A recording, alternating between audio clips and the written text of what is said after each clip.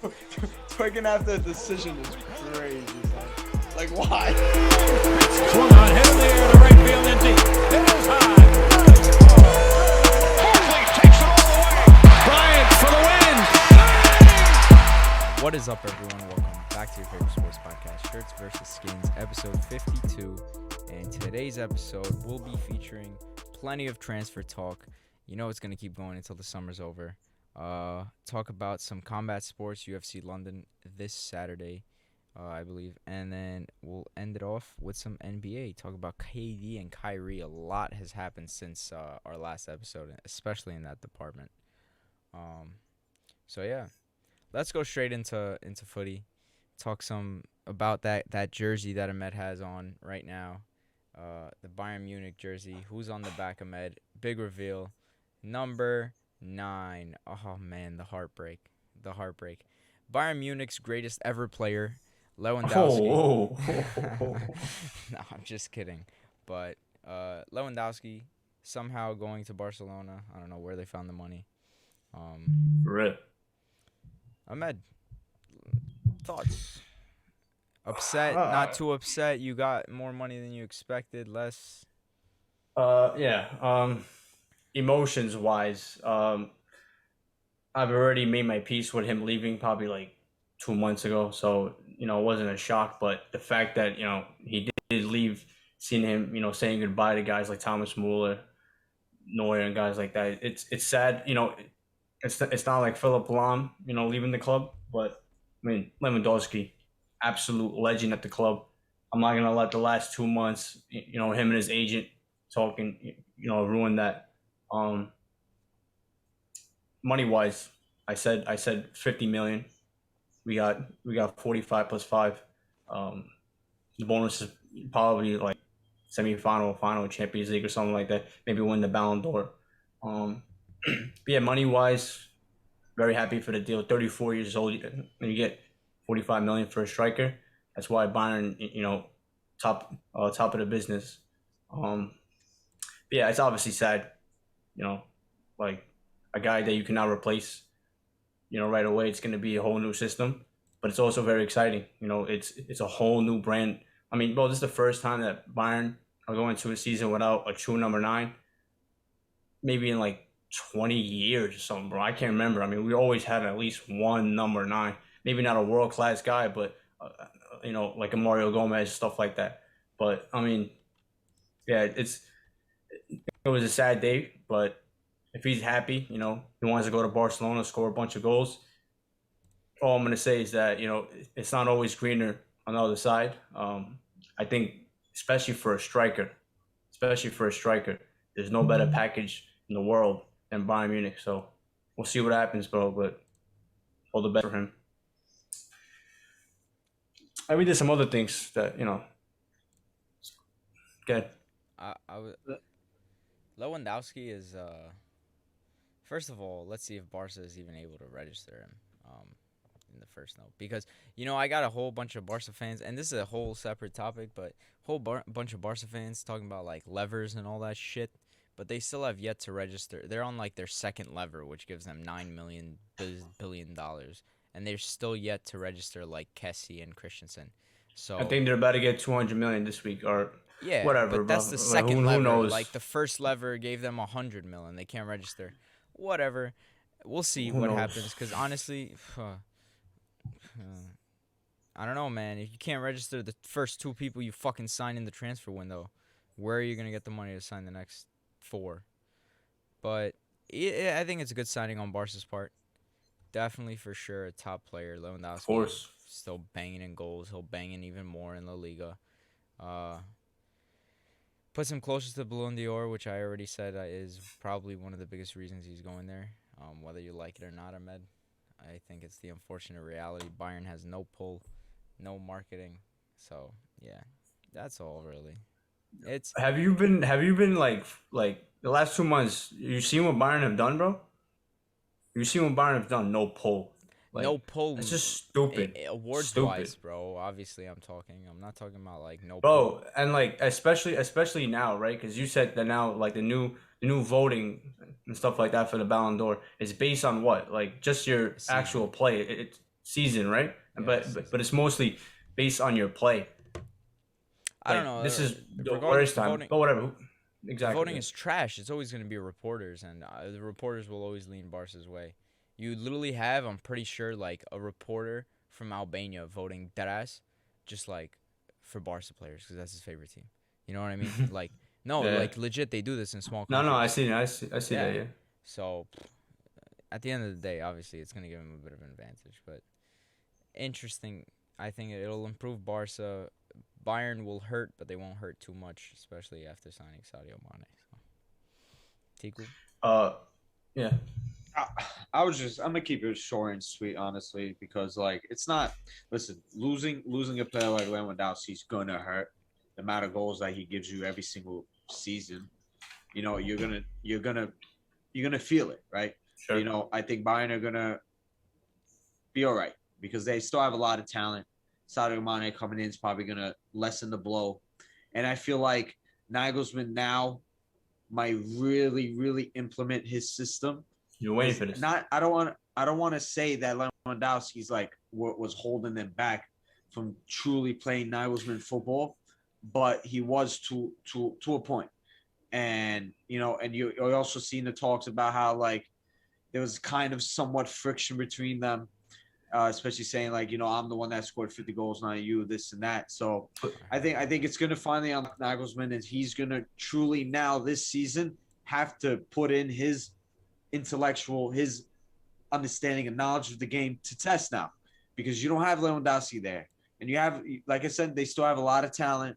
They made good signings, so we'll see about that. Barcelona, you know, you've seen it last year. You know, when they got Aubameyang was getting goals here and there, but he was missing a lot also.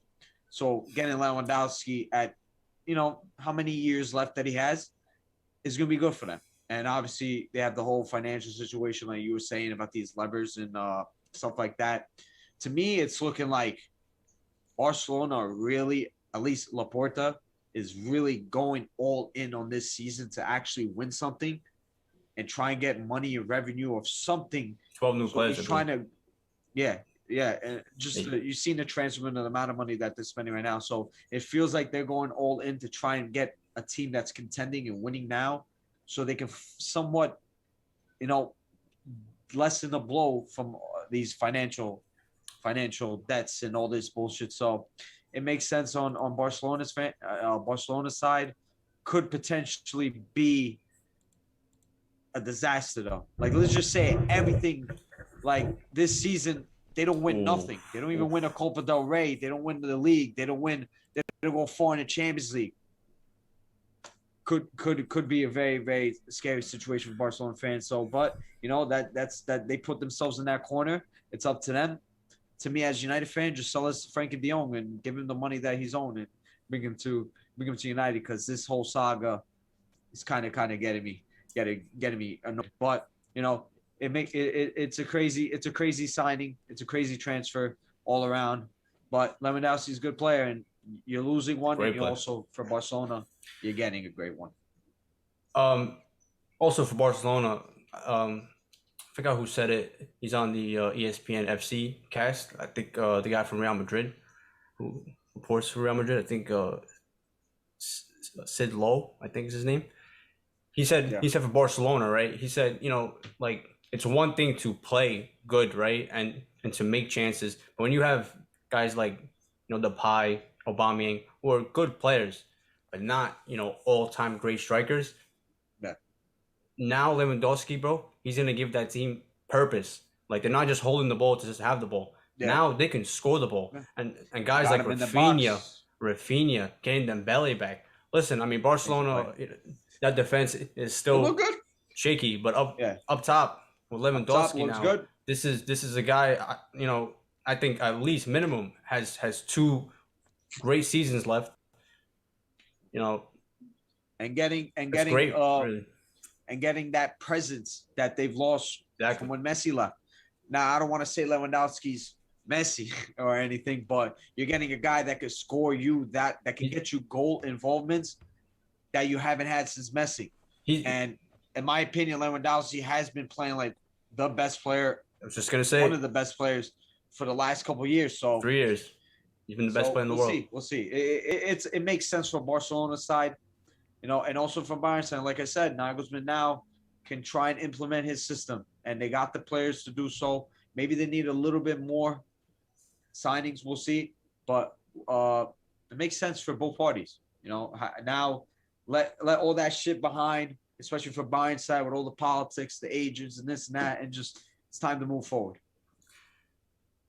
But, you know, we obviously did some other things. I think we already talked about, you know, like the Ryan fucking Gravenberch and Mazraoui signings. Yeah. I think we did, right?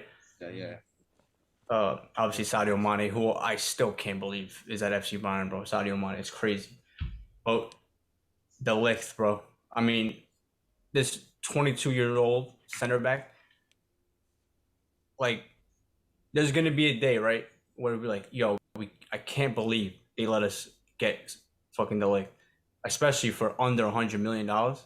Like, I saw all the reports saying, you know, it's gonna be $100 million. 67 million. Plus. Listen, you know, it's a lot, and plus 10. You only can't wait to say that. But you can't ignore it, bro. Plus 10. Of course. That's great. Listen, it's a lot of money. People are always gonna keep watching him now. But the dude, bro, like, it's different when you're at Bayern, you know, it's different. First of all, like, this style of play is going to suit him more. And just like, you know, what they needed. I think the guy that Juventus just signed right now, Bremer, right? The guy from Torino, he was a guy that, you know, like, you're looking at too, because he's a leader out there. De Ligt at 19 years old, obviously fucking captain of Ajax, went to the semifinal with them. De Ligt is a major, like, probably the third statement signing. You know, just a huge signing for us. And now, you know, with him, McConnell, and fucking Lucas Hernandez, he can play that 3 in the back and be comfortable. And, you know, we'll see what happens down the line. But, I mean, monster window. Just one more thing. A lot of people at Bayern are 50-50 with Brazzo. I've always been, like, you know, like, not a huge Brazzo fan, but I've always backed Brazzo.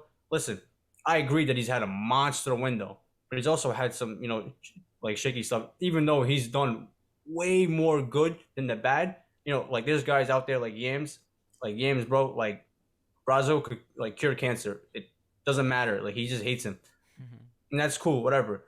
But I think it's like the right thing to do is let these players, like, this whole year we gotta see if it works out. Then you can give him that fucking 3-year extension, whatever. Because, my God, bro, what he's done this summer, monster fucking window. Which he has to. When you lose a player like Lewandowski, you have to have a window like this. You know what I mean? I know. Bayern fans did not expect this, bro. They were going into, like, you know, we're gonna spend 80 million tops. You know, maybe we just get Sadio Mane and stuff like that. Get Sadio Mane, two young players right there that everybody wants. Mazraoui, everybody wanted, you know. And now you get fucking De Ligt, bro. And, bro, Matthias Tell, don't let us get him. Bro. Listen, you have to have a window like this when you lose a great player like that. Like, I remember Manchester United, we lost Cristiano Ronaldo. We replaced him with, like, Michael Owen in, like, Valencia. So it just goes to show the difference in it's just, you know, and Bebe. You know, but it just goes to show the difference in how different clubs, well-run clubs, do business. And it's good business. De Ligt, 80 million. I think it is overpay. Whoa. Listen, I'm a fan of a club that paid 80 million for Maguire. I know it sounds crazy for me to say. It's fine, whatever. But when you're looking at the player that you're getting in terms of stylistically, I think he suits the Bundesliga. I think he suits Bayern. I think at his age, you're getting a guy like, even before, when he was on Ajax, every club in the world wanted him. I was thinking he was coming. Bayern wanted him, bro. Bayern. Every club in the world wanted him. And, you know, you can make the case that his time in Italy at Juve, he hasn't been at his best. He hasn't lived up to the hype that he was, you know, being given. He hasn't, but, you know, you gotta give credit. I think he's still a great player. I think he's still a great talent. And like I said, he fits that team and he fits the style. And if you want to get a player like that, you have to spend money. I say it. And if it's a player that you're dead on set for, you pay that money and you bring him in, and there's no questions asked. And I think it's a good signing. I think it is a good signing for Bayern, and he could potentially be the captain of the team in the next couple of years. So why not? I mean, Kimmich is there, but Kimmich. I almost he's already co-captain. But regardless, it's like you said, Tigu, man, and I think this has been Man United's biggest flaw. If the coach wants him and he fits, you go and get him. Like, game over. That's it. You do it. And not only that, but like, how old is he? Like, 22. He's 22 years old. You're spending $80 million on a 22-year-old player who, if he has a decent, let's say 5 seasons, that's his contract. A decent 4 or 5 seasons, fucking, you sell him for 40 mil. Worst case scenario, you still got fucking 5 years for 40 mil out of him. That happens. No one Bayern. It's good. It's very hard. He's gonna leave on a free transfer to like Dortmund. It's possible, but regardless, I don't think he's gonna have a bad stint at Bayern. I think he's a good player. No. He has the proper build. He fits the system, and it's the Bundesliga, so it's obviously gonna be easier for him. He's not gonna have as hard of a time, of course. But no, I think it's a good signing. 80, like the fee doesn't even faze me. It was a completely normal fee in my opinion. So, yeah. We could talk a little about. I'm not. You know what it is now? Like the transfer market and everything that's going on. These fees don't I don't understand what's people's fascination with the amount of money clubs spend nowadays. The transfer market is absolutely destroyed, bro. The transfer market makes no sense. It makes no sense. Players are going for Lisandro Martinez, who I think is a good player, but 60 million. It's a lot. That's 50. I don't know about 60. 55. I don't know. Compromise.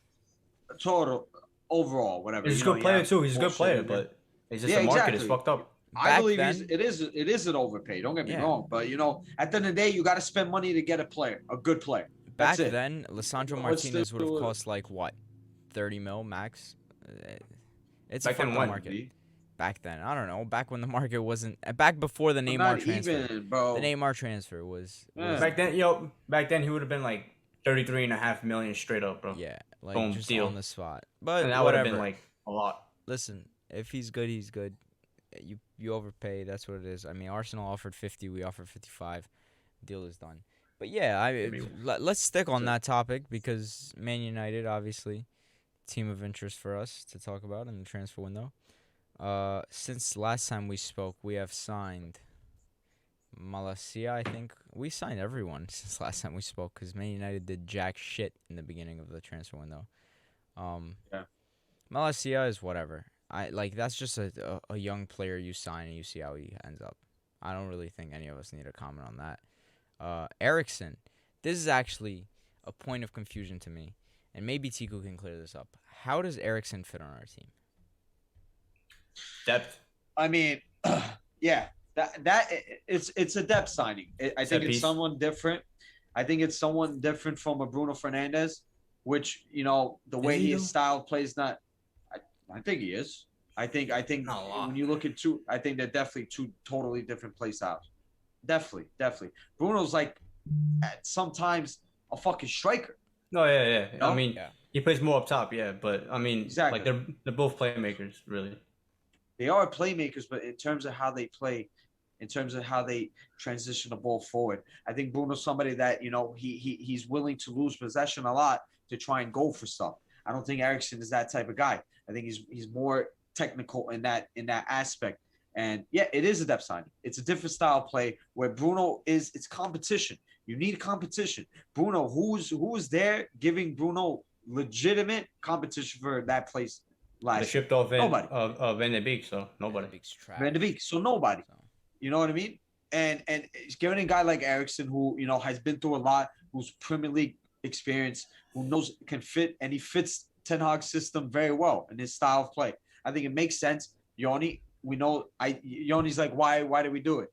In my opinion, you look at teams that are so successful in the league style, you have to have depth. You have to have, if there's injuries, you got to have someone that can step up. Look at Manchester City, especially next season where there's more subs. You need quality throughout the board. Bringing in a guy like Eriksen, good. And a point that people don't understand. He played for Brentford. He played a little deep. He played deeper than he usually does. Oh. And I remember at some points at Spurs, he played coming off the right wing. So these are just points, and he can play in multiple positions. Maybe you're not utilizing him the best that you can at some of these positions, but versatility, you need that. And Ten Hag loves players like that. So I think that signing's good. Free signing. You know, we lost a lot of players bringing in a guy like Eriksson, who I wanted for a while.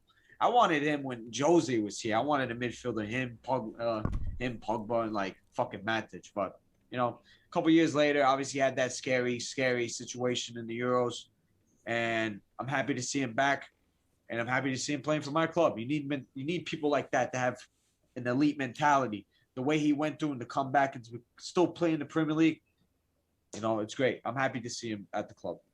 And for a top club, having too much midfielders is never a problem, bro. That's something never. You want. But yeah, I mean, Never. Yeah, for sure. A world-class talent. They're good. You know, a guy on set pieces. You know, like you're automatically more dangerous with him there. Which we were, you know, horrible. And set pieces were horrible. Maybe you can blame. Score a single goal off a corner last season. That's Bayern Munich. Yeah, exactly. Sure. We're like it's insane. So a guy like Eriksson that can give us, you know, bro, we have Luke Shaw taking corners for us. Like, what are we doing here? Best left back in the world, right? What about again, Lisandro Martinez, center back signing, who, keep in mind, ladies and gentlemen, can also play defensive mid, which we need more than anything. But Lisandro Martinez, he played under Ten Hag, right, in Ajax? He's not in. Yeah. Of course. Last year. What a stupid question. Anyway, Lisandro Martinez, the 5'9", super center back. You know, I didn't realize, but people really are critiquing this signing because of his height. This dude had a higher aerial success rate than Maguire, I'm pretty sure, last year. So, who gives a fuck? And honestly, I watched Joshua Kimmich, who was like 5'6", do work as center back when he was like 19 years old. Come on, people. It's all about heart. It's all about heart and skill. Has nothing to do with height. Was like the same height, and he won the fuck. Yeah, I don't. Maybe don't. I'm not saying yeah. I'm not exactly. I'm not gonna say, but I'm like, don't act like it's just height and everything. Like, come on out. Yeah, I think he's a good signing. We need a center back and a defensive mid. Kill those both in one shot. Obviously, we need better ones. We need a unique defensive mid or deep midfielder. But he fills the role, you know what I mean? Like 55 mil, money can't go wrong. He can play in two positions where we need a new player desperately. So I think it's a really good signing. Only improvements are going to come from this. That's a top signing right there. You know, don't really care about the height. Like you said, can play, you know, two different spots that you guys actually need. I think up to this point, he's your best signing. Even if you guys get De Jong or Tielemans, I still think he's going to be your best signing in the long run. Yeah. I think you guys said it well. Nah, finish. Go ahead. I was gonna say how I think you guys said it well. I think we two birds with one stone. In two positions that we were lacking. Lisandro Martinez, he's a great player. I'm hoping he plays more as a DM for us. Because I feel like if you play him and De Jong, that's so perfect. They would fit so well in exactly what we need and exactly what Ten Hag would need. But you know, him being versatile, like I said about Eriksson, the versatility. This is what Ten Hag wants. This is what modern football is. You're not supposed to just play one position and that's it. You gotta do different things. And especially, like I said, when there's injuries, somebody needs to step up. And if you're able to play another position, it makes sense. And that takes into account a transfer fee for a player. You know, 55 million, like we talked about it. I think it is overpaid. But, you know, you're getting a player that can play multiple positions, is quality, fits the system, the manager wants him. You pay the money. That's also just because you don't know how to do business.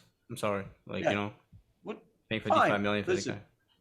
That's fine. That's fine. You know, I think we still have to make our way and fix our reputation, like a reputation with clubs. And Ajax, I feel like we are doing them a little bit of a solid because, you know, we have a good relationship with them. When getting Ten Hag, when getting what's his name, Van de Beek, with Van der Sar being there, like direct to football, but I don't think it's direct to football. Something related with the leadership. So we have a good relationship with them. Maybe we did overpay. Maybe there was a bidding war with Arsenal. But at the end of the day, as long as I don't care. Like I said, I don't care about spending the money as long as we're getting a good fucking player. And I think that's the case here. Quality player, 5'9", don't give a fuck. He's going to be good for us. And yeah, I agree. At this moment, our best signing. Ahmed, I think you wanted to say something about James Garner. I'm not sure. Actually, hold up before you guys go on this nonsense about James Garner, bro. Like, what is he, like a singer, bro? You know what that is. But bro, it's been like 3 months. I've been waiting to say this, honestly. Like, the most random transfer of all time. Not all time, but definitely this season. In your prime, captain of your club that I believe he grew up loving. Lorenzo Insigne says, nah, bro, I'm going to go to Toronto FC and follow the steps of Sebastian Giovinco, bro. Mm-hmm. Like, that's not crazy to you guys, bro? Money. Like, he better give... I think that's bro, there's no way he's getting, like, that much money. You know what's weird? MLS. You know what's weird? He's not... Yeah, exactly. He's not, like, the only Italian that's, like, went. I forgot where Bernardeschi went to, right? Bernardeschi also signed... So, like... What's good with all the Italians going to fucking Toronto? Like, is there some fucking huge Italian community out there? Toronto makes good pizza, bro.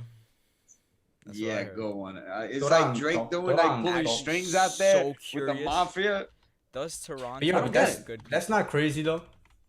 I don't get it. But yeah, no, it definitely is because Insigne to me was like, and they're in the Champions League. I felt like he was one of like the most underrated players in Europe. Yeah. You know, but what he does for that quality. How many games he played for Napoli, how many fucking goals he has for them. It's insane. Like him and Mertens were like 1-2 very underrated players. And to see him go, I was shocked. I remember reading, I was like, why? He's still got it. Like, why go to MLS right now? But you know, I think you only said it well. Money talks. Probably got a great deal out there. And I guess he wants to chill in Toronto and Canada. I searched up does Toronto imagine being have a good Napoli pizza? fan. Searched up does Toronto have good pizza, and they got pretty good reviews. So all these pizza places. Yeah, like Lewandowski's leaving Bayern Munich about pizza for Barcelona, and then Insigne is leaving Napoli. Yeah, he's captain of Toronto. They're playing Champions League football. Toronto? No, Toronto. Bro. Napoli. Toronto's in the Champions League. No way. Come on.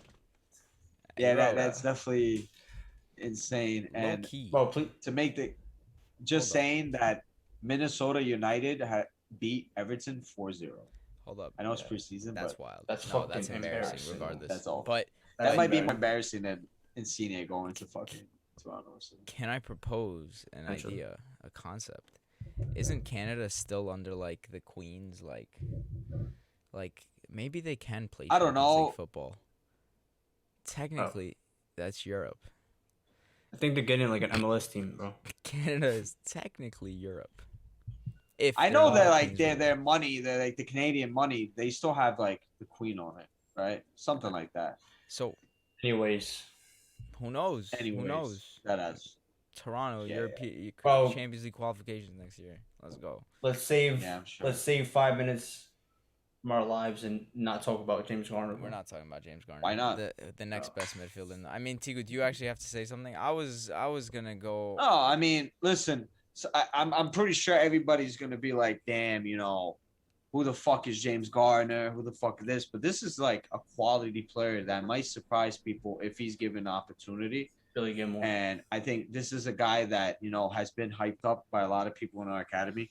When it was at our academy, I think he finally showed some of his quality and not him force, helping them get with promotion. Wasn't one of their best players, but a very vital player for them. And the match in the final. Yeah. And I feel like we made a big mistake with Axel Tuanzebe and kept him on the team after Aston Villa got promoted. I think we should have sent him back, and I hope we don't make that same mistake with Garner. I don't think he really listen, is he quality enough to fight for a place and maybe get a spot or playing time? Yeah, but then if we're bringing in De Jong, if we're bringing in Lissandro, we still have Fred, we still have McTominay. I mean, I don't think why we would keep him. Get him back to Nottingham Forest, let him play Premier League football, and I think it would be. I think he's a good player for the future. I still believe in him. The reason I wanted to talk about Garner was not necessarily because of Garner himself. I think it represents where Man United is right now, in that James Garner is someone who's not going to leave the team. He's a Man United player. He's going to stay a Man United player. However, I think this year, Ten Hag is looking to clear out the team of the trash. And there is no point of keeping James Garner at Old Trafford when you're going to be rotating players to see who's shit. You know what I mean? That's why I wanted to talk about James Garner, because he's sort of in a limbo. Like, if he stays at United, he's stuck in a position where he's going to have to rotate and rotate and rotate. Yeah. Because that's what Ten Hag's going to do. Even if he knows, like, if it's James Garner versus Donny van de Beek, let's say Ten Hag thinks Donny van de Beek is trash, because he is, he's going to keep James Garner, but he still has to let Van de Beek play so he can know for sure who to clear out. So I think this season, send him out on loan, Nottingham Forest, and next season, Ten Hag is going to clear out the team. I can see him moving at least like 5, 6 multiple players, especially rotating the academy. And we're in the Conference League, or are we in the Euro? We're in the Europa League. Sorry. No, you're Europa. Regardless, we don't even know at this point. I wish we had a Conference League, but yeah, he's gonna rotate all the young players. Iqbal, fucking Savage, all those players. Let them get their play time. Prove whether they really should even be considered to be there. And then next season comes, James Garner, you're a starter. You just finished Champions League qualification with Nottingham Forest. Respect. Get in the team. And yeah. So that's the only reason I want to talk about him. Just because I know Mez getting a little bit frustrated now because it's like, why do we talk about this here? But it's not. I think you made a good point about how, like, it's not. We're not talking about Gardner, the player himself, but we're talking about how United were doing things before, especially when they had Ole Gunnar Solskjaer. We had too many players for no reason. Yeah. No reason. Jesse Lingard. Why? He should have just sold him to West Ham. Now we're losing him on for free for like. I brought up the point about Axel Tuanzebe. He should have stayed at Aston Villa, and he was playing very great. So hopefully we're doing things different. I've said it in a previous podcast. I think we are trying to change our ways and try and do things different, especially with Ten Hag and new director of football and stuff like this. And we'll see. Now that's over. I thought he was prepping to start talking about James Garner. I was like, wow, man. Did me and Tiku get you that emotional that you like the topic now? There's something else going on at Manchester United, right? And it's only getting louder. As long as I know Ten Hag keeps saying the same thing. No.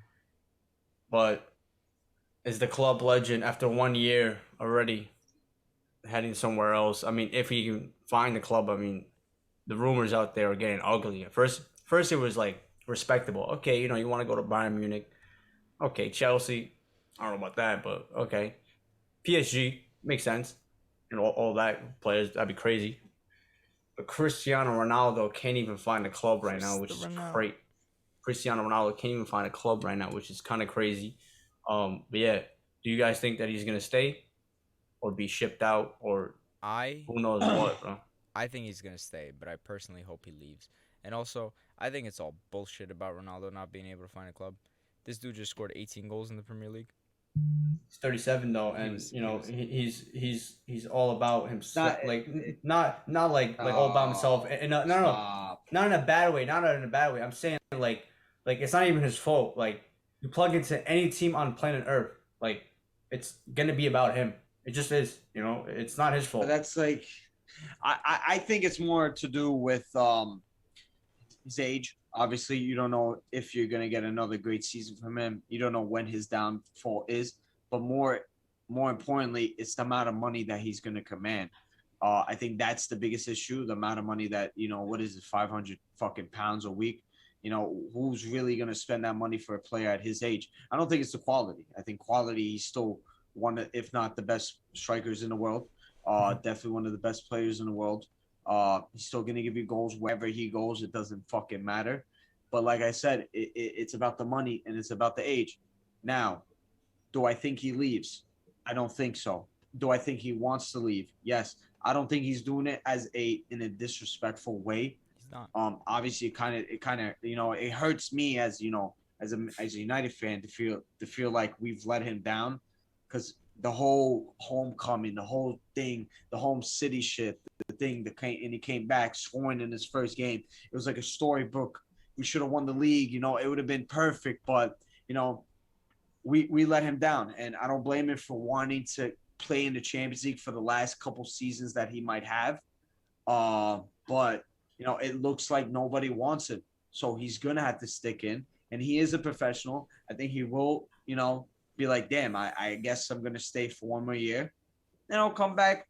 And a very underrated point that people don't understand, I feel like, so what? I think it makes more sense for him to come to United, play only league games, let Anthony Martial, let everybody else play in the Europa League, have some time to relax and keep your body fresh for the World Cup that's in the winter. Yes. I think that makes sense. Why do you want to put all your effort in a league, bum-ass league somewhere else, in the Champions League? Bro, this is your last World Cup.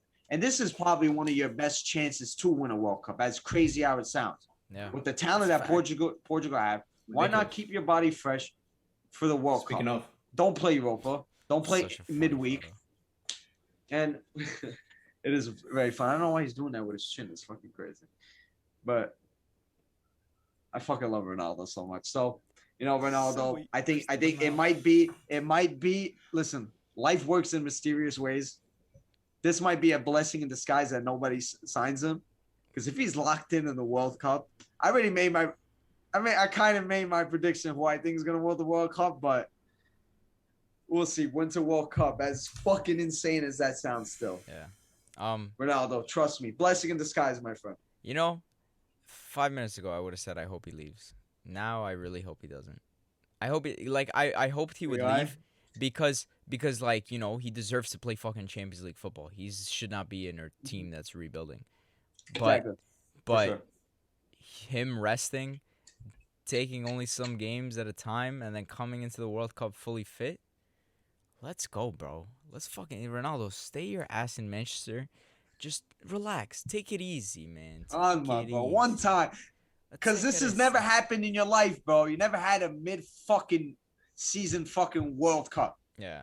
So anything can happen. It's a very crazy thing. Like, nobody can expect anything. Of course. In this World Cup that's coming up. It's going to be weird, bro.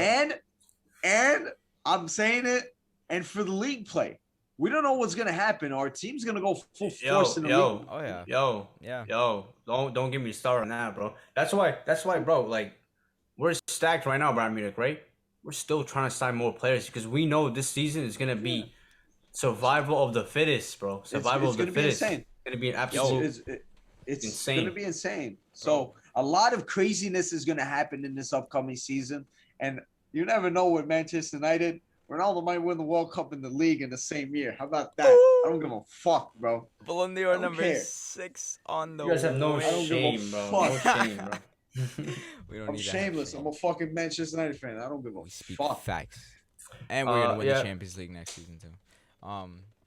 Move us on to UFC, Ahmed. Actually, I guess let's save UFC for last. All right. Let's do NBA talk. Let's move to the league. A lot of talk about trades, and obviously free agency is still going on, but the trades have been taken over. Started with Kevin Durant. Honestly, bro, like that was before, right? That was like 2 days before, and then literally a day before. Oh, you lucky motherfucker, bro. No, I'm saying, but he told the Nets that he wants to get traded. That was the 30th. You recorded. Yeah. And then literally like a day later or something. 29th. Like that. Yeah. Which was like crazy. You escaped, but now we got you, bro. Kevin Durant tells the Nets he wants out. Obviously, he's still in net right now, so nothing has happened. But once you see Rudy Gobert go for 5, first round picks, I believe that the whole NBA landscape has changed now, and trade is going to take a while. But let's start with Kevin Durant. First off, I think you only want to do something, like pick a team or something, and why it would be a solid fit for KD. for Kate. Yeah, Yeah, I mean we could do that. Kevin Durant. We could do that. Off the dome, though. You can't really pick Phoenix anymore, And I know who Tico's gonna pick. So this, at this point, it's fantasy, but I'm gonna go. I can't even because it's too crazy because they have nothing to offer. I was gonna say Dallas because if Dallas gets him, that would be insane. I'm gonna say Golden State. I'm gonna say Golden State. Kevin Durant, you already know that your legacy is fucked up. You already told the whole world you don't care about it, and I called you a bitch for not standing up for yourself. This would still be a bitch move, but at least you're telling people you absolutely don't care anymore. You just want to shit on the world and shit on people like us, like telling him that he's a bitch and stuff like that. But he still hasn't said a word. So this is, I don't know, but it's been like 20 days, but he hasn't said one word. There's a theory that people are bringing out that KD really doesn't even want to leave the Nets. He's just doing this so Kyrie can somewhat get leverage. No. Oh, so yeah, I seen this. Yeah. Which makes sense. But also, I feel like he doesn't want to leave. What's the theory for Kyrie to get leverage to what? So leverage so he could get his contract. So Kyrie obviously opted in, right? And then they didn't offer him the max or anything like that. So they did. No, they didn't. But they had certain. Come on, bro. Yeah. Like you gotta play a certain amount of games and stuff like that. You can't do that to NBA All-Star, bro. I saw that. That makes sense, and that's something that they would do, bro. And listen, basketball players are like sometimes may look like they're dumb, but these dudes are fucking smart businessmen, bro. They're around billionaires all the time. Kevin Durant, their agents are smart. That too. But these dudes know what they're doing, bro. This is bro. You watch Kawhi Leonard just single-handedly shake up the league 2 years ago. That was like amazing work right there. That was like king work right there. But yeah, I mean that makes sense. The thing is their owner, what's his name, Joe Tsai, right? He came out and he said, "I want my franchise back," pretty much. And if you're saying that, then you're ready to say bye to everyone. And honestly, when they told Kyrie that we're not gonna give you like a real max, with no stupid shit on it, with a real max, when they told him that we're not ready to give you that, you already know that you have a chance of losing Kevin Durant. Because the only reason why Kevin Durant's there is because Kyrie Irving. Listen, I'm a Knicks fan. I'm always going to stick to that one thing. Kevin Durant was coming to the Knicks. Kyrie Irving pulled him away, right? And now you have him. And it hasn't worked. It's been an absolute failure. It's been hilarious to watch. It's been that bad. And now you're ready to blow it all up because Kyrie Irving doesn't want to show up, or Kyrie Irving has just brought too much bad press and stuff like that. So they're ready. And honestly, listen, we talk about how the Nets and Knicks and stuff like that. If the Nets do that, I know everybody's gonna shit on them, but at least you had the balls to stand up to two guys who are holding your franchise hostage, bro. Yeah. At least at this point you have to do that. I know it's crazy, and I tell people, I'm like, bro, the Nets are going to be better off situationally and with assets better than they were before them. People talk about the whole Nets team because they basically got Kyrie and KD for nothing, for free agency. So they're about to get, for KD especially, the biggest trade package you're ever going to get ever. You really are. And with those assets, with Ben Simmons and with the picks that they're gonna get, they're gonna be better off than they were before Kevin Durant and Kyrie. Because back then, who did they have? They had no picks. They had D'Lo. You can say they're Vert and Allen. I think they're better off right now with them. With whatever the package is gonna be for Kevin Durant. Why? We'll see what they get for Kevin Durant. Because what does Yoni always say? What does Yoni always say about the draft picks? you hope that these draft picks become Kevin. Honestly, you don't even hope. Yes. Like it's impossible for them to be Kevin Durant and Kyrie Irving. What I'm saying, no. I'm not saying they're not better off. Obviously, they're better off with Kevin Durant and Kyrie. I'm saying before KD and Kyrie. They're better off after than they were. They're better post KD and Kyrie than they were pre KD and Kyrie. Depends on the trades. Yes, it's arguable. If you get Russell Westbrook back, right? If you get Russell Westbrook back, you cannot have Russell Westbrook and Ben Simmons on the same roster. God forbid on the court at the same time, bro. That's you never know. You cannot watch that, bro. However, at that point, you're gonna get Russell Westbrook. The Nets are probably not even buyout. Buyout. Probably gonna buy him out. They're probably gonna buy him out. But now that's pretty much losing Kyrie Irving for a first round pick and nobody. Yeah, but that's the thing. I think the Kyrie Irving's market right now is dead. It's dead as fuck.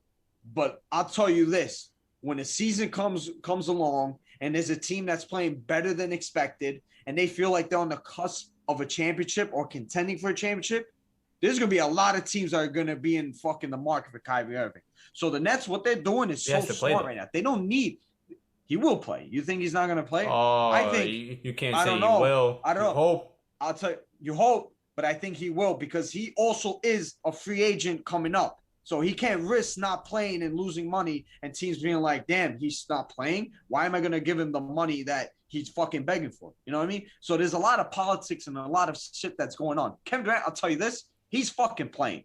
Kevin Durant don't give a fuck about all this other shit. He's a hooper. He's going to hoop. So we'll see. Like I said, they're going to be better off post than they were pre because that D'Lo, LeVert, Allen team, I loved it to death. Probably better than this fucking Nets team. They were great. They were a good story. But you had Ben Simmons who's probably talented, who's probably more talented than all those guys. Getting maybe the biggest trade package for Kevin Durant, probably getting a great fucking deal for Kyrie. They're gonna be better off with that. And want to say, Kevin Durant, I love you, bro. You're one of my favorite players of all time. I give him your flag. I am a supporter of the Nets. I'm not a Nets fan. I'm a supporter. I'm a supporter. I am a Heat first. I'm a Heat fan. I'm a supporter of the Nets because I'm from fucking Brooklyn. You're an NBA All-Star team, bro. Whatever the fuck. I don't give a fuck. But like I said, Kevin Durant, I love you, my guy. But it does not look good. Oh, don't get me started. That the two teams that you said you want to go to are the number one seeds in each conference, bro. Like, what do we? You just it's like you said, bro. Even when you went to Brooklyn, bro, you got Kyrie Irving and James Harden. Like, what's the difference between that and Golden State, really, bro? Like, what are we doing? Let's win what one other guy who you can count on. That's it. That's all. If you're a great player, that's all you need, bro. One other guy, and then obviously a good team. Like, bro, James Harden, Kyrie Irving, Marcus Aldridge, Blake Griffin. What are we doing, bro? Listen, you need to understand that he did that. That was the original plan. He did go with one guy. He just went with Kyrie. The Harden situation. How the fuck would he knew that Harden was gonna fucking actual trade and everything? You know, it was a trade. It wasn't like they all linked up in free agency and all that. So you got to give him credit like that. But I think that whole situation is gonna be weird. You brought up the Warriors. As crazy as it sounds, the Warriors probably have the best package for Kevin Durant.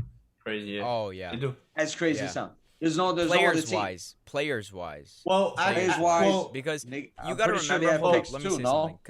Because, like you said before, Med, Rudy Gobert, 5 first-rounders, and Tiku said, okay, they're going to be better post than pre. Arguably, because I don't think 5 first-rounders is better than that core that the Nets had.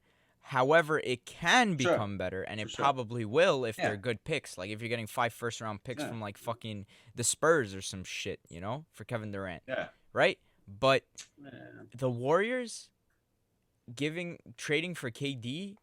Do they do it with all the...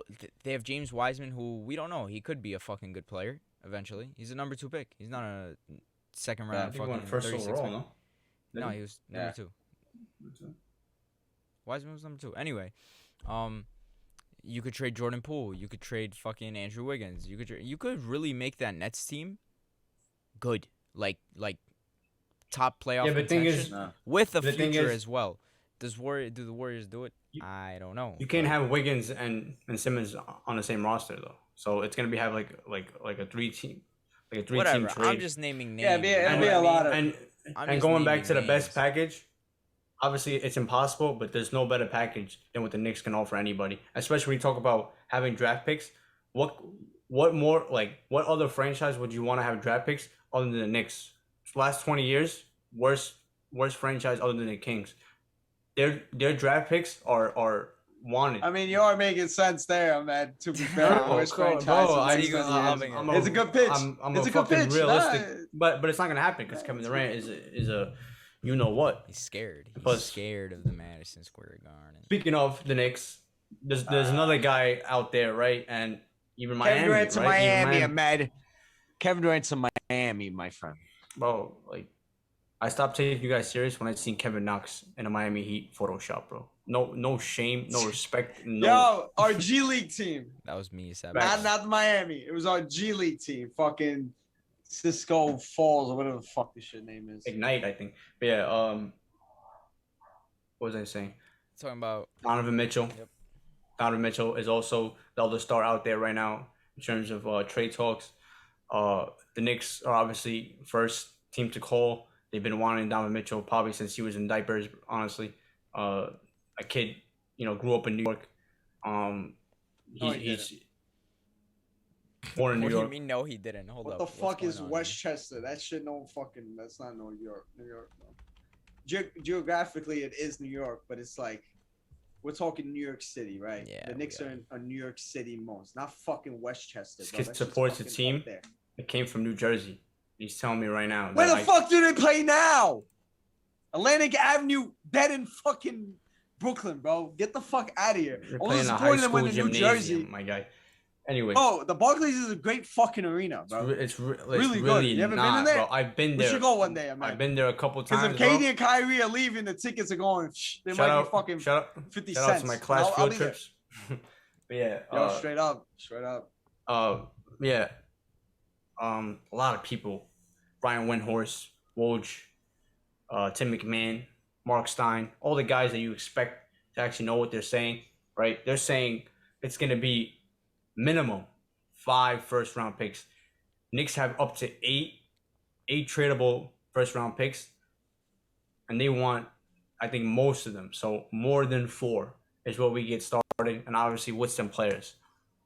That is absolute fucking madness. Donovan Mitchell is a great player. All-star.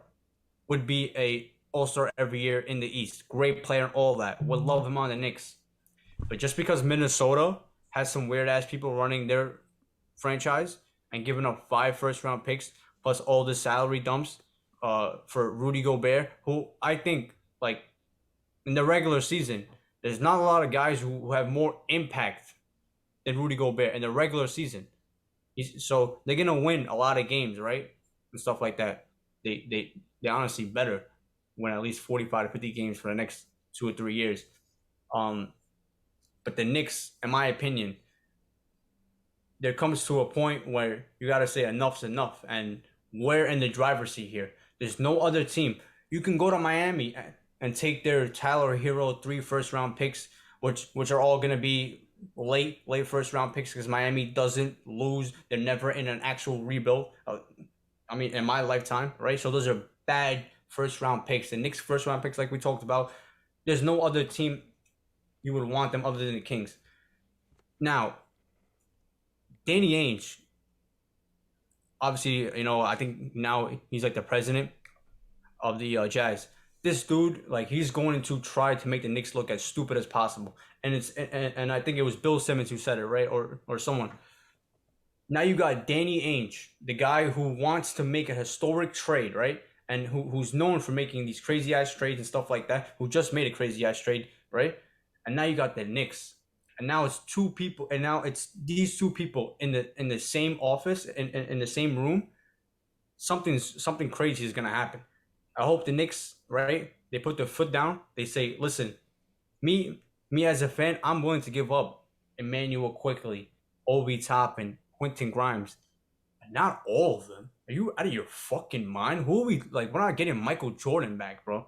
Like, these are players who are, good players on a good team, right? And you want to add 4 or 5 first-round picks to that? Enough is enough sometimes, bro.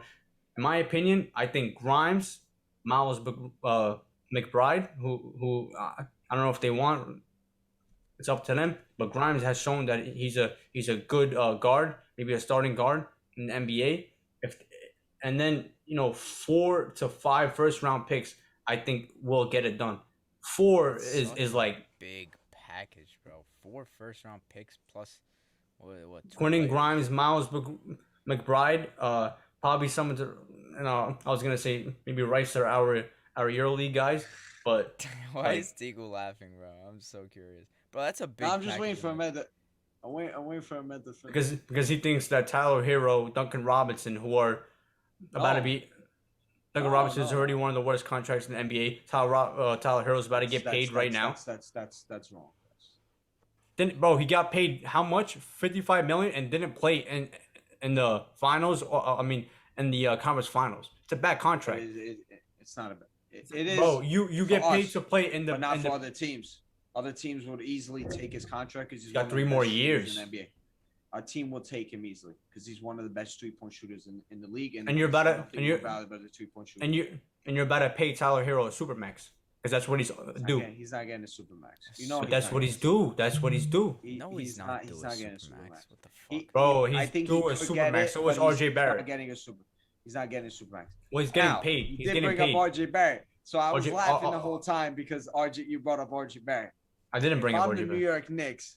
No, right now you did. What I'm saying, like you were talking about the whole package and deal like this. Yeah. If I'm the New York Knicks, I'm giving them RJ Barrett, and I'm not giving them the mattered first-round picks. So I'm giving them RJ Barrett, probably another bum, whatever, a little shitty-ass bum, because the Knicks have a bunch of them. And I give them less first-round picks. Everybody wants Max Strus, right? Yeah. What are you talking about, bums, bro? Bro, why are you comparing the Heat right now? He's giving you the package that he would give for the Knicks. I think the Knicks are the front runners right now for Donovan Mitchell. I'll agree. He's calling the young players bums for no absolute reason. Yeah, they're bums. This is the same dude. Pretty bums. Bums, bro. Yeah, they're pretty shit. Bums, bro. They're really shit. Jordan Poole has Obi 3 Toppin good gets games. a dunk on a fast break. He's the next coming of fucking Dominique.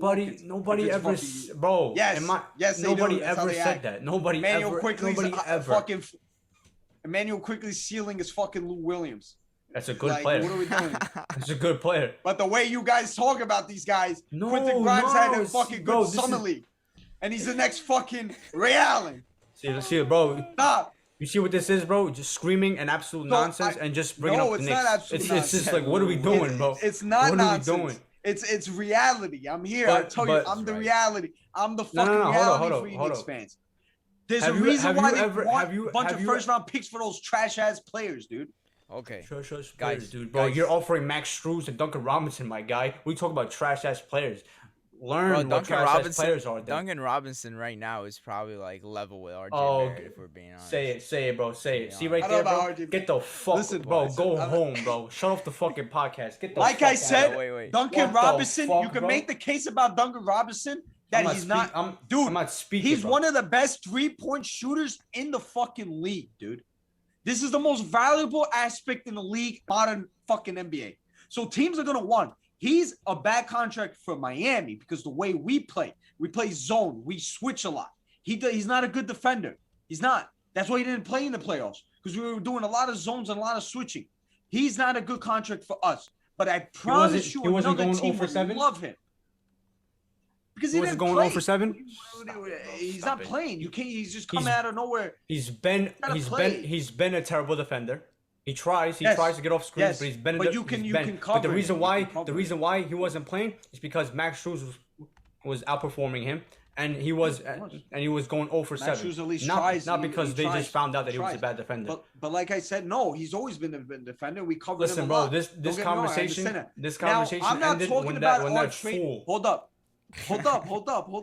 Now I'm not talking about Miami's trade package is better than your guys. I don't. Because Danny Ainge is horny for fucking picks. He's a weirdo. So he did the whole Gobert trade. He got back Pat Beverly. Are you serious? Like, what are we doing here? Like, Danny Ainge, oh my God. God bless his fucking soul. When it comes to gaining assets, he's a fucking god of that. But when he's actually has to put his balls out and do it to try and get a superstar, because that was the problem with the Boston Celtics. How many times there were superstars that wanted out? Kawhi Leonard, Jimmy Butler, all these guys that could probably take the Boston Celtics to the next level. He didn't do shit, right? So that's his problem. He's like fucking Sam Presti and all that garbage shit. So going back, I do think the Knicks have the best package to get Donovan Mitchell. It makes so much sense. You get a star in New York. I'm saying if I'm the Knicks, I would give up RJ Barrett if it meant keeping more first-round picks, because I feel like you get a guy like Donovan Mitchell in New York, you use those first-round picks to attract another star to come here. I'm sorry, a big three of fucking Brunson, RJ, and Donovan Mitchell's not fucking moving me, dude. And you also have bum-ass Randall still there, you know? So that's just my opinion. I think I'd rather keep those first-round picks and give up RJ Barrett than keeping RJ Barrett and giving up more first-round picks. That's just my opinion. Bro, but first of all, my opinion.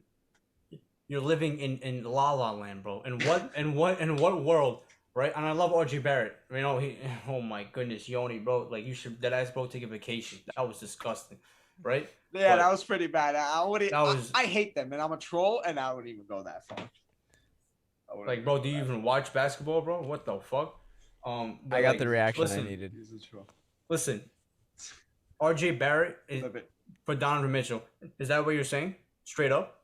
No. Yeah, I think it should be. Maybe add like one more guy. RJ Barrett is due the max. Utah doesn't want to pay anyone right now. At least anyone like crazy money. Why would they pay RJ Barrett crazy money? Like probably $30 million when they have Donovan Mitchell for a good deal right now, for a steal, honestly. That's number one. How much do you think RJ Barrett? Can I ask you a question? How much do you think the RJ Barrett contract is going to be worth? 5-year, 180. That's. I'm saying that's what the most he can get. I'm not saying he'll get that. Yeah, but I'm saying that's. But realistically, what do you think he's going to get? I think on the Knicks will take a pay cut, bro. You need to understand that the way Utah's going right now, he's a big star. It's a complete fucking fire sale. They're getting rid of everybody, right? They're getting rid of everybody. So you need to have at least one guy that has a big contract, because they literally have to do that. We have Evan Fournier, Derrick Rose. Derrick Rose is yeah, but like. But I agree. I understand what you're saying, but like they also getting a somewhat good player, and it all depends on how Danny Ainge views RJ Barrett. Maybe he looks at him as like, you know, very high talent, like Jaylen Brown. Bro, he didn't want to give up Jaylen Brown for Kawhi Leonard. You know, so Ainge is a very stubborn guy. So it depends on how they look at it. Reports are that Danny Ainge likes Tyler Herro more than RJ Barrett for whatever reason. Yeah, because I remember that Boston had him. I mean, sure, you never know. And Utah is a great fucking fit for him. But yeah, I remember they what you call it? They had him in a pre-workout. I think they would have drafted him if he fell to them. Like literally, I think the Romero Langford pick was going to be Tyler Herro. So hey, you never know. I mean, I still believe that. I think the problem right now with the Knicks, I do think the Knicks are the front runners and they have the assets for it. But I feel like right now Miami are dead set on Kevin Durant, and if that falls through, I think we're gonna pivot towards Donovan Mitchell. So we'll see though. We need to unlock our first round picks, because I think something with Oklahoma and Sam Presti's a good guy, or we're gonna send motherfuckers to his crib to fucking unlock those first round picks. So you never know. I would keep RJ Barrett just because RJ Barrett is untouchable for the Knicks right now. I'm telling you right now, he's the best. He's the best draft pick in 25 years, 20 years. You know, very cool. That's worked so much for you guys. But what do you expect? Like, it doesn't like the best pick in next 20 years. Yeah, no shit. You guys are drafting the biggest bums in the fucking world. You drafted fucking Jordan Hill. Actually, when the Knicks pick in the top 5 in the last 20 years, you can't name a really bad pick outside like Jordan Hill. That's it. David Lee was an all-star. Okay. Kristaps Porzingis was an all-star caliber player. They drafted well, but obviously didn't fucking end up well. But they drafted well. Fine. Like I said, in my opinion, I think I would rather give up on RJ and keep those first-round picks, because you can use those first-round picks to bring in another superstar that wants out and this that. Or in free. You can do more moves with them. I think and you've always been like this. I think you don't really see the value in RJ Barrett. I think you think he's just like an absolute bum, which is great, right? Because But I don't based think on he's what a he's bum. I saying, just based don't on what think- he's I think- saying, hold on, hold on. I think very you're average. giving him a very high value, bro. You're bringing in Donovan Mitchell, who's a fucking superstar player, for RJ Barrett, and I want to say something. Donovan Mitchell's not a superstar. I Not a think superstar. what the Can't- Knicks need can't to throw a superstar do out there. is use fucking the lure of New York City Oh, and get a star They can't now do because that. They people can't want to do that. play Yo, do you- with bro, Donovan like, Mitchell. Yet Yoni, they bro, can it's if like they I'm in a bring someone simulation. in. It's like This maybe dude you are. this dude 2 or 3 years ago was saying like, yo, you guys have nothing. You guys are just a washed up brand, and now he's saying use the New York. What galore, Yes. bro? What galore? But when you have the allure is Donovan Mitchell, not They say fucking galore. RJ I Barrett. thought you said galore. My bad. No, the allure. The Allure, lure yeah. of playing in New York with Donovan Mitchell is gonna bring more eyes on you in free agency. I promise you, bro. Because For Donovan sure. Mitchell's playing in Team USA. He's but I talking to think- these guys. RJ but I- Barrett's in fucking Canada talking to Wiggins and fucking all the shit. Who the fuck is he gonna bring to New York? First of all, Nobody. Donovan Mitchell Come on is now, bro. also just very good. Like, why are Listen, you guys very downplaying good. how I good think- People he are is? talking I think about for the Knicks, he's a bro, I fucking think- amazing I player. think for the Now Knicks I'll fans, tell you he this. Hold up, averages- Ahmed, hold up. I don't want to cut you off. Yeah. I think Donovan Mitchell, if he comes, let's just say a core is Brunson, Donovan, RJ, Randall. Even then, that doesn't move anybody. That doesn't change anything. You guys probably Doesn't. make the playoffs and become a first round exit. Yeah. If we're being honest. yeah. But No, to me, I'm like saying- I said, keeping RJ doesn't really change anything. I think, bro, like a core, not a big three that's gonna win a championship. That's like I'm just saying core, like it's just like getting started. Jalen Brunson, again, underrated, right? Everybody's gonna look at the crazy ass contract and say, oh, he just got paid because it was an Knicks. Okay, we'll see about that. Donovan Mitchell, right? RJ Barrett, Julius Randle for now, right? Mitchell Robinson.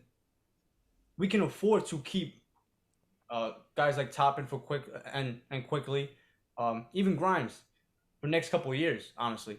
So like in terms of payroll, we can still try out a team that's like, in my opinion, can probably top out as like a 4th seed, which is, you know, like you're hosting a fucking playoff round. You can maybe get out of the first round, and once you get out of the first round, like injury happens here or there, you're in the Eastern fucking Conference Finals. That's a great season right there. So Right. like I'm not saying listen, bro. problem- When the Bulls did it, they were like, oh yeah, bro, they got the DeMar DeRozan and stuff like that. Like, and now it's the Knicks, and like, oh, the Knicks are going from being the 12th seed to the 8th seed. First of all, I don't know about the 8th seed. Like that's embarrassing if that happens. But we're going from a 12th seed to a respectable playoff team. And after that, then you move on to that. But not giving up too much draft picks, trying to keep a core of Julius Randle, Jalen Brunson, and Donovan Mitchell, guys who want to be Knicks, guys who want to be there, right? That's what you want. No, I agree. The Knicks should not. You give can't as can't kill much the as Knicks they for ask. getting Donovan Mitchell, bro. Exactly. No, I don't.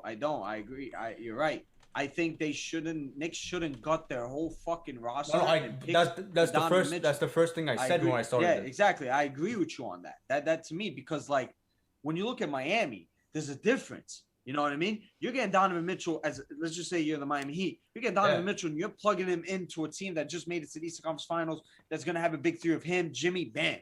That's a championship team. Could potentially win a championship team. You look at the Knicks. You're giving up all those players. Let's just say you're giving up IQ, OB, Grimes, 3-4 first round picks. That's OD, bro. What? That would never happen. Not That would the- never happen. You That's never OD. know. You don't know. Bro, You don't bro, know. You see Bobby Marks, bro. He's got like a Statue of Liberty going back to Utah. This dude like That's what I'm saying. You no say respect. you never know, bro, because these Well- picks, these trades are insane. You're getting bro. Look at Paul George, what he went for.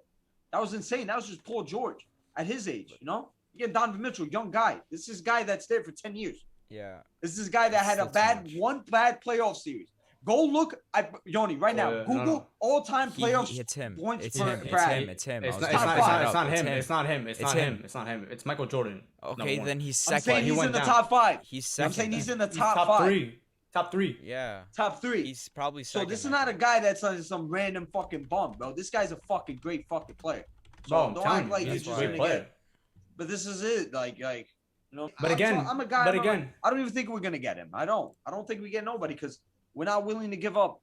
The only way we could get Donovan Mitchell as a Miami Heat fan is if we get our picks back. If we unlock that thing that the fucking Oklahoma City Thunder have, where they let our fucking we can use because they had the Derrick Rose rule where we can't trade it, pick consecutive years and shit like that, and then we got a pick from them. We got back our own pick from a KZ fucking trade, and then they have to unlock it. A lot of fucking stupid shit. But if that happens, and we could get, I think we could trade up to maybe 4 first-round picks, and I think we could get fucking anybody at that. Donovan Mitchell actually we'll dropped to 7th in points per game in the playoffs. Yeah, went down okay. now. But Still Regardless, Still top 10, that's which fucking is incredible. the fucking Yeah, monster. Sure. It's a Anthony monster, Davis so. is top 10. We'll see, though. bro. Also, That's disgusting. listen, like again, like you can't look at these players right now. Like I'm looking at Jalen Brunson. I'm looking at maybe not a all-star player, but like a Mike Conley role, like who's just the next thing to an all-star, right? RJ Barrett is taking a step every single year, and now he's becoming a good two-way player, and his shots falling and stuff like that. Donovan Mitchell, like you said, 25 years old. He's not even in his prime yet. He's already one of the greatest playoff performers that we've seen.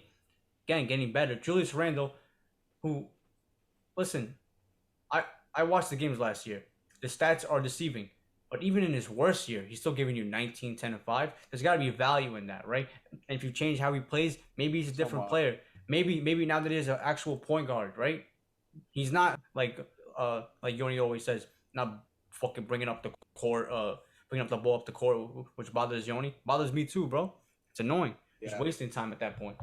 So I'll also say this before we move topics. I think also RJ Barrett, young player, is going to need the ball in his hands. And now when you bring in another ball-dominant guy like Donovan Mitchell, who got a lot of criticism for not passing the ball a lot, with also Brunson, with also Randall still on the team, he might have a very, low I mean, that's always the problem when you have a lot of good players.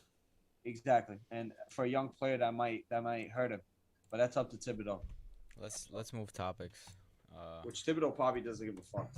It's like RJ Barrett needs the ball more. Too much time talking about the Knicks, man. The Knicks suck. You're trying to talk about James Garner or whatever the hell that is, bro. Let's talk about. It's crazy. It's like I'm trying to make the Knicks better. Like straight up. I'm telling you. Give Donovan Mitchell. You're outside Madison Square Garden. That's I want to be there. It was literally by accident. I heard a bunch of fucking noise, and I was like, "What's going on there?" Do you even hear yourself speaking right now, bro? I heard noises. Stop. We're not getting into this. We're not getting into this. No, UFC but it's Fight like, Night. Bladis versus Aspinall in London. Yes, that's right. Yeah. You heard it in London. UFC. London, yeah. In London. So are we British accent? Bro. I'm fucking down, yeah. I'll talk from my Liverpool accent, yeah. Oh shit, that's actually pretty good. I might put a Manchurian. Being serious? Serious? What? Serious? What? Manchester. Okay, yeah, but back to the O2.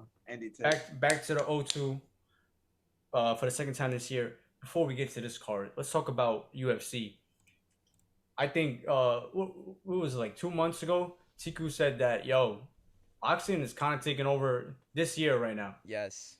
Dana White watched that podcast. Said I take this personally. Watch what we got going on. UFC 280. Let's just start off with that. We got the fight. Islam Makhachev, my guy right there, taking on Charles Oliveira. All I'm gonna say, bro. Is what I said with the last time. Keep that same energy, bro. I'm gonna see y'all in October. Keep that same energy. Twitter. I love Charles. I love Charles. I don't even want to talk about them because, bro, those guys.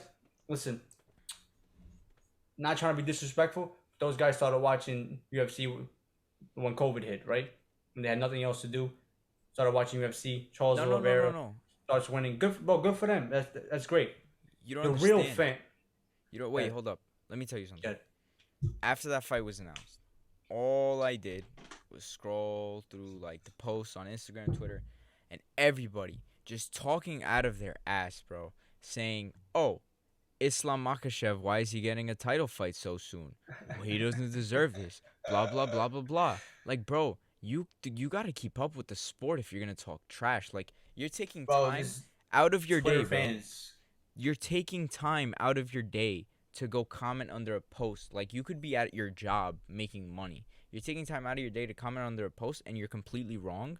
Are you not embarrassed? Islam Makhachev, first of all, they were saying, "Oh, Benil Dariush deserves it."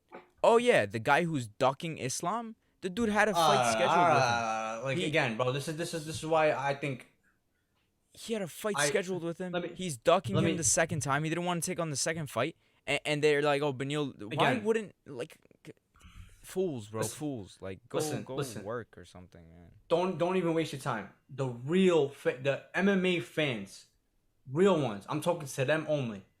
They know this is the fight to make. This is Yes.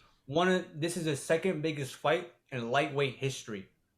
Maybe the greatest fight. You know, we'll see how it goes down. People saying that he doesn't deserve. I won't even speak, bro. I won't speak because I love Charles. I don't have to love Islam and hate Charles. I respect Charles. I think he has been phenomenal. What a run he's been on.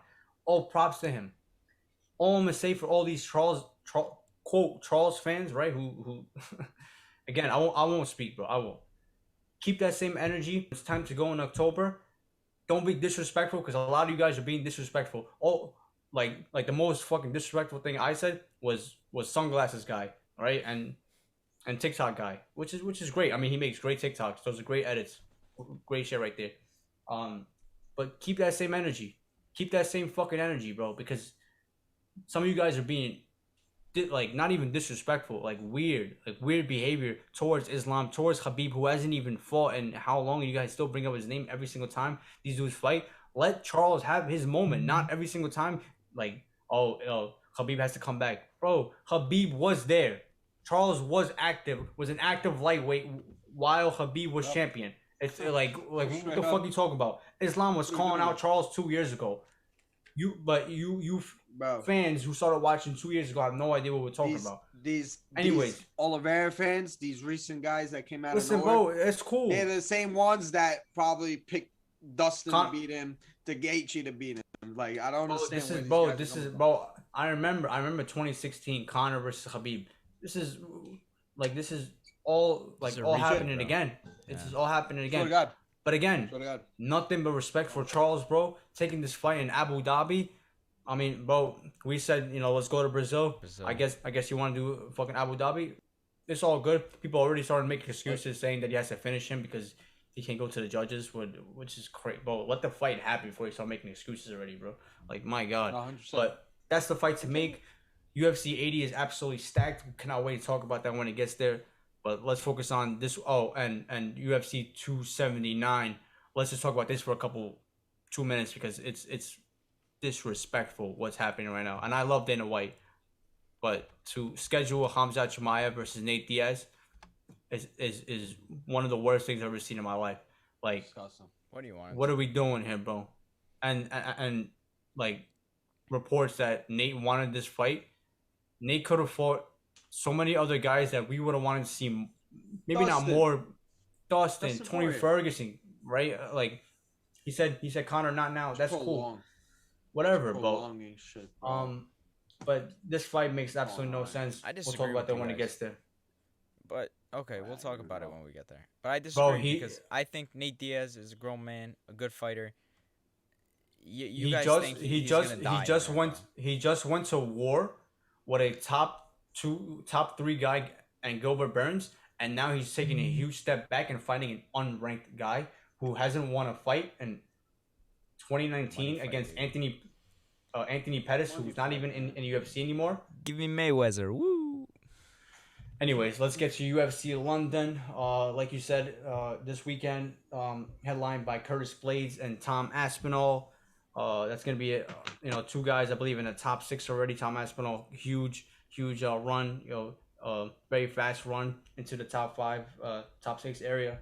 That's gonna be a fun fight. Let's talk about Jack Hermanson, Chris Curtis. Speaking of fucking rising up the ranks, Chris Curtis, who wasn't even in the UFC about a year ago, now he's co-main and fighting the top guys in the world. Chris Curtis, shout out to him. Jack Hermanson, back in the octagon. Lightweight, Paddy Pimblett, who is Siku's favorite fighter, takes on Jordan Levitt, the twerk master. Who I got nothing against Twerking. Men twerking. Men twerking. Med. Okay. Med, tell us more about this thing you do not have a problem with.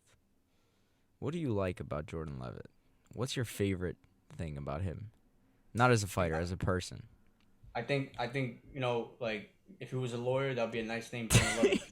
Like right there, that's all I'm gonna say. But Paddy Pimblett versus Jordan Levitt. This is actually a pretty good test for Paddy Pimblett because Jordan Levitt can wrestle. We'll see what happens. Nikita Krylov welcomes Alexander Gustafsson back to the light heavyweight division. Krylov is no joke, can wrestle, can stand up, has been in that top 10 for a while now. So, we'll see what happens. Molly McCann returns to London. Last time, obviously, with that crazy-ass knockout. Taking on Hannah Goldie, who I never even heard of. Paul Craig versus Volkan Ozdemir. Fun fight right there. That's a fun fight. It's going to be madness. That's the main card. So let's talk about the main card. Start with the main event. Tom Aspinall, obviously, a big star for Manchester. Probably is the best chance for London to get a belt. He's already, beating guys. Who was his last fight? He beat Volkov and, pretty, kind of dominated Volkov. Like, we haven't seen Volkov dominated. He took him down. So Chris, obviously, Curtis Blades can wrestle. The gas tank is a little problem. Two guys who haven't really shown that they have great gas tanks. So Jordan Levitt. Predictions. I'm going Tom Aspinall. I think, especially the fight. I had a little bit of questions of him. I had a little bit of questions of him. Maybe he's not where he is. I think he was kind of a little overhyped going into that. I thought Volkov was going to beat him, but the performance he put up against Volkov was fucking good, bro. Who's really good, is in a tough matchup and a tough challenge for any heavyweight. To see what he did against him, to win against him, I think he shows that he's up that level, and he is really, really good. So I'm gonna go with him. And Curtis Blades is not someone to sleep on. He people say like he doesn't have a chin, gets knocked out a lot, but I think it's gonna be a tough challenge. Francis Ngannou. Yeah, true. But Aspinall is tough. It's tough. So I'm gonna go with Aspinall. I think this is a great challenge. I think he's slowly coming there, and I could potentially see him, one day getting that belt, that heavyweight belt. I was gonna talk about that. Especially if Francis doesn't have a long future in the UFC, and I mean, obviously, John Jones. We'll see what happens with him at heavyweight. But Aspinall, John Jones would be a crazy fight in the future. But I'm gonna go with Aspinall. I think this is another step up, another part of the road for him to become a potential champion at this. Oh yeah, and respect to Aspinall, man. Like, I believe last year when we did the UFC awards, where we were like best upcoming fighter, I think he either won or was second. And he's putting in work, bro. He's taking big fights, continuing to fight. He's staying active. So I think he realizes his potential, which is good. He has the confidence, and he's about it, bro. That's the best part. 100%. I love it. I love it when a fighter who has potential is out there fighting constantly. It's the best. No bullshit. Going for it. I agree. I think Tom Aspinall and his team they look at certain guys and like whether he's ready, and I think they only fight guys when he's ready to fight guys. And Tom Aspinall, I think kind of like Utiku, I was looking at him. I said, listen, for England, this is a good heavyweight. I don't know if he'll crack the top 5, but his last few performances, especially that Volkov, I'm not ready to call him, like a UFC champion yet, but I think he will be fighting for the belt sooner rather than later. And once you're there, anything can happen, especially at heavyweight. But I agree. I think Tom Aspinall, speaking of SBS fucking betting, I believe he's plus 108. Last time I checked, plus money for Tom Aspinall, I believe, or maybe a slight favorite, 136, which is still great odds for a parlay like that. Tom Aspinall, we'll see what he does this weekend. His biggest fight of his career. Let's go to the co-main event. Chris Curtis, you've seen him now a couple times.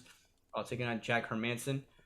This is, I think, classic striker versus grappler. I think Jack Hermanson has improved his striking, but Chris Curtis, I believe, is a different level with his shoulder roll, his defense. Jack Hermanson has to get him down. I mean, Vieira in his last fight I think he was 0 for 20, 0 for 22 or something like that in his takedown. So Chris Curtis, not an easy guy to take down. We'll see what happens in that fight. Predictions for you guys. Who do you guys like? Listen, Chris Curtis is somebody that I watched his debut in the UFC. I remember the whole story and it was respectful, and I was very happy for him. But he's on a little nice, cute little 3-fight win streak. It's pretty good. So I have to give credit. He hasn't lost in a while, actually. He hasn't. But he's been active. He's been fighting a lot, and I think he has a good story, and I'm rooting for him. But I think he does lose this fight. And shout out to him. I think he took this fight on short notice, right? I think this was Darren Till, right? Yeah. Darren Till got out of this fight. I think this was Darren Till. He You're probably right. got out of this fight. It was Darren Darren Till. Curtis. It came on short notice. So So I give credit to Chris Curtis for even taking this thing. I don't think his stock really is going to drop much if he does lose, because he wasn't playing, and Hermanson's a great fucking fighter. So, but I think Jack Hermanson's going to win this. I think he's a very, very good fighter, and there's just difference in quality right now. But like I said, I think I have Chris Curtis losing, but I respect him for doing what he's doing, and I don't think his stock really drops that much, and might actually help him out in the future. Just saying. Chris Curtis did say his pay more than doubled by taking this fight on short notice. So. Good for him. I disagree. I'm gonna take Chris Curtis in this one. I think in his last fight he showed that he cannot get taken down. Jack Hermanson is not like uppercuts, so let's watch out for that. He throws Chris Curtis throws nasty shots to the body, which sets up shots to the head. So I think stand up wise, Chris Curtis has a chance to really look good in this. Obviously, it's only 3 rounds, so again, -113. It's a pick 'em right now, both at even odds, -113. I think you look at that and you say Chris Curtis. What was the go to distance? It's plus money for go to distance as well. We'll see about that, but I like Chris Curtis in this matchup. Let's go to the third fight of the night. Probably the biggest star on the card, Paddy Pimblett, who's been talking back to Jordan Levitt. Both guys have been talking to each other.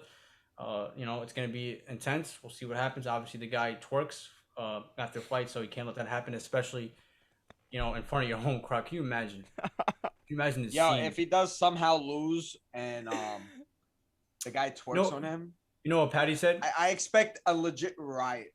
You know what Paddy said? Like, you can't let that happen. What do you say? I think I know. Because they asked him, okay, when he wins, he's gonna twerk on you and stuff like that. So what are you gonna do? He said, I'm gonna teabag him. Like the old school COD type shit. That's fine. Well, haven't heard teabag since like middle school. Oh my Straight god, up. that was the funniest thing I've ever heard, bro. This guy Med Deadass just went. Fun. Obviously, he twerks after. Yo, bro, I deadass thought it was just like a normal. I searched up the fucking video on YouTube just now. This dude did a split too, like. I told you this. That was his debut. No, you never know. Bro, I remember What? about to turn off the TV, bro. Like, what the? Am I watching UFC right now or something else? Listen, bro. Yeah, he's very flamboyant. Good for him. At least. That's the exact word I used. Good for him.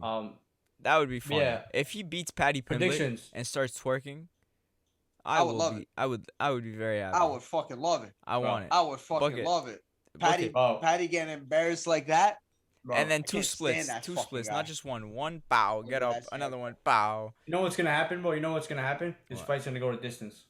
You know why? Because at that point we can't say anything. Because bro, if he wins like a fucking on the scorecards, can't really twerk on that. Even though I think he did that before, but Honestly, Maybe they get I a find draw. it Fire. A draw and And they start dancing twerking still? together. a dance off in the 4th round, bro. No, he doesn't start. What are you That doing is over here, Bro, a draw and they just start twerking together, holding hands. That's mad funny. I'm just imagining. Tigu's is even funnier than mine, bro. This guy said he did it. What do you say? He starts.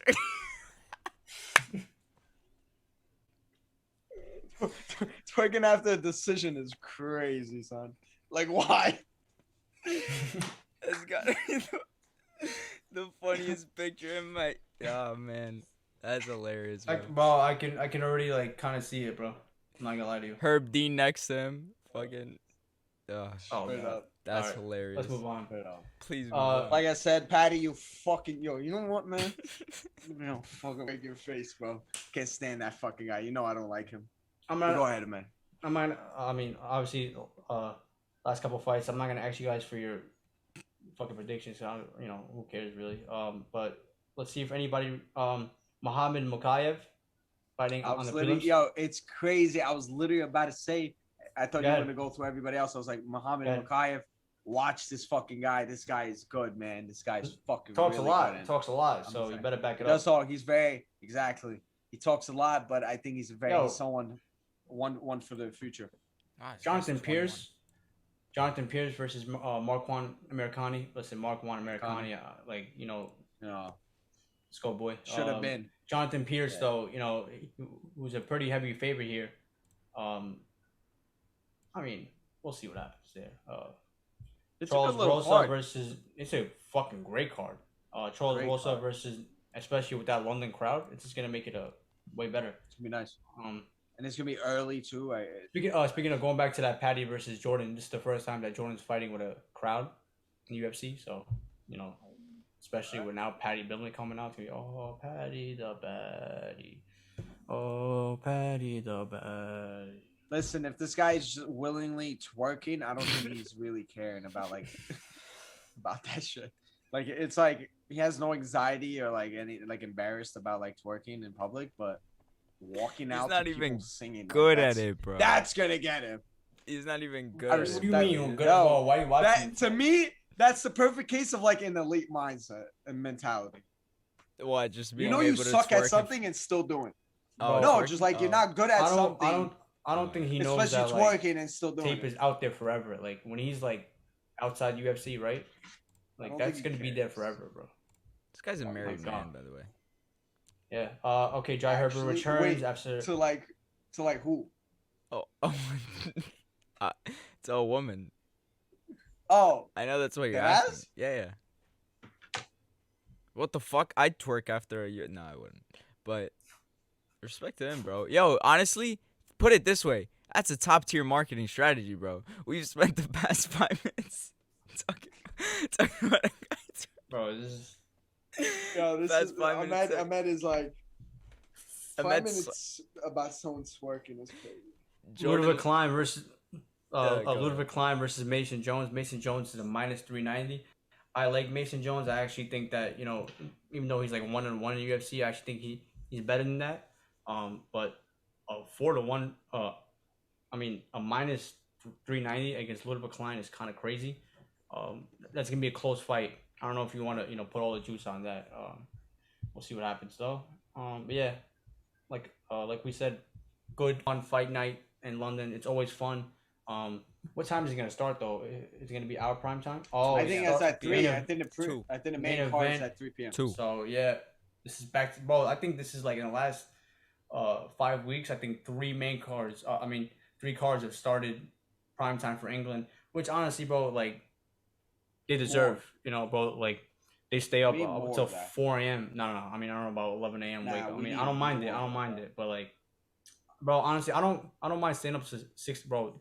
That Korea card with Frankie Edgar and Korean Zombie was 6 a.m. bro. Main event. Yeah, Madness. I'm not waking I don't up mind for that, but I mean, I do. Oh yeah. Anyways, Okay. So but what that's happens? just- What happens when Izzy fights Jiri in Japan? What are you gonna do?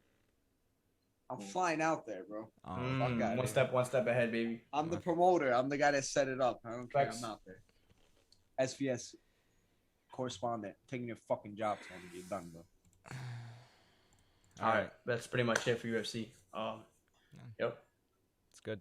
And then after that, we got UFC 277, which we'll go into later. Which actually, bro, yo, honestly, for real, did Dana that's White Nunes. watch our podcast? Because yo, all these cards are bangers, bro. Like ever since the day after Tiku said that, I'm pretty sure this dude dropped like UFC fucking whatever. UFC It's like 280, Michael bro. Jordan. UFC 280. Michael Jordan. Let me give you the main card right now for UFC 280. Makhachev versus Oliveira, main event. Aljo versus Dillashaw, co-main event. Then you got Jan versus Sean O'Malley. Talk about like stars and stuff like that, right? And then you got Bilal Muhammad versus Sean Brady, two guys in the top 10. Then you got Beneil Dariush versus Gamrot, 2 guys in the top 7. Bro, like that's a ridiculous card. And I don't know who said it. I think it was the guy who has the show. What's his name? Luke Thomas, something like that. You know what I'm talking about? Luke Thomas. Luke Thomas. I know what said, you're talking about. Yeah, he said. I mean, something that we've always been saying. But in terms of 2 divisions, I think 155. I mean, for a while now has been the glamour division, and I mean, I've always said now 135 is the most stacked division. So now it's on full display. A little 170 in there too. So it's gonna be a hell of a card. But let's focus on this weekend. It'll be fun though. Also, fun next couple months. Can't wait. Just saying, Dennis Bazookia, special shout out Also to him. fighting. Fighting on the 26th, I believe, Tuesday, in Las Vegas. Contender series. Bro, fucking hell, man. Let's hope. Can't I wait. really hope. We need that. His second shot, so we'll see what happens. He's got a more great team favorable around matchup. him. He's got a great team around him. That first experience is gonna help him. Yeah. More nerves and Putting stuff in like work. that. It's getting better. Absolutely. So hopefully Dennis Bazookia, wishing him the best of luck. And if he ever wants to come on our podcast, he knows where to go. So If you need like any tips, What are you gonna do, tips, bro? What are you gonna? I'll show you. Oh yeah, thank you, man. Yeah, that's all I like to see, man. yeah, we should So definitely so set about up the the heavy one, sparring bro. sessions so he could absolutely destroy your guys' faces. Like that I would mean, be MMA, entertaining. yeah. I'd be the ref. I mean, listen, But- you never know. You just reminded me, bro, and this is Spinning elbow. Watch out. Thanks. It'll come out of nowhere. You just reminded me, bro. Jake Paul even said this, bro, which is madness because I know he's like absolute nonsense sometimes, but it was facts. MMA, unfortunately, I don't know why, but in the last couple of fights, like pay-per-views, it's looking like boxing, bro. Like, what are we doing? This is MMA, bro. This is if you want to box, if you want to just throw hands, go to boxing, bro. Go to boxing. This is MMA. All these people saying about Islam, oh, he takes people down and just holds them there. He's smashing people, taking them against their own will and keeping them there. MMA. Oh yeah. Like I said though, I've always been a guy like that. I love that shit. I fucking love it. Like, it's killing these people. Shut up. we'll see what But happens. yeah, that's it for this episode. Hope you guys enjoyed. Catch you guys next Think about time. New Jersey. Let it burn it. Hopefully in person. Yeah, Ahmed, get rid of it.